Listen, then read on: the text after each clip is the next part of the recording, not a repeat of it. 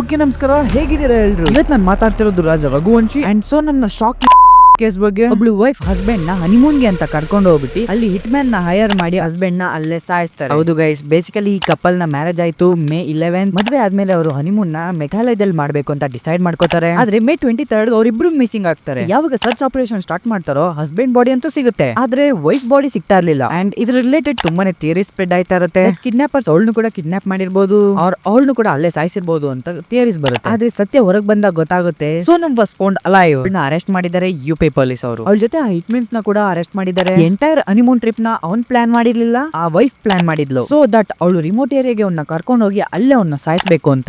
ಈ ಇನ್ಸಿಡೆಂಟ್ ನ ಮೋಟಿವ್ ಏನು ಅಂತ ಪೊಲೀಸ್ ಅವರು ಅಫಿಷಿಯಲಿ ಕನ್ಫರ್ಮ್ ಮಾಡಿಲ್ಲ, ಬಟ್ ಸ್ಪೆಕ್ಯುಲೇಷನ್ ಸ್ಪ್ರೆಡ್ ಆಗ್ತಿದೆ ದಟ್ ಆ ವೈಫ್ ಗೆ ಲವ್ ಅಫೇರ್ಸ್ ಇತ್ತು ಹಿಂದೆ. ರಿಪೋರ್ಟ್ಸ್ ಹೇಳ್ತಿದೆ ದಟ್ ಇಫ್ ಪೊಲೀಸ್ ಅವ್ರ ಮುಂದೆ ಅವಳೇ ಸರೆಂಡರ್ ಆಗ್ತಾಳೆ. ಬೇರೆ 3 ಜನ ಸಸ್ಪೆಕ್ಟ್ ನ ಅರೆಸ್ಟ್ ಮಾಡ್ತಾರೆ during the overnight raid. ಈಗ ಜನಗಳು ಮಾತಾಡ್ಕೋತಾ ಇದ್ದಾರೆ ಹೇಗೆ ಒಬ್ಬ ಹೆಂಡತಿ ಅವರು ಗಂಡನ ಬ್ರೂಟಲ್ ಆಗಿ ಸಾಯಿಸಕ್ ಸಾಧ್ಯ ಅಂತ ಮಾತಾಡ್ಕೋತಾ ಇದ್ದಾರೆ.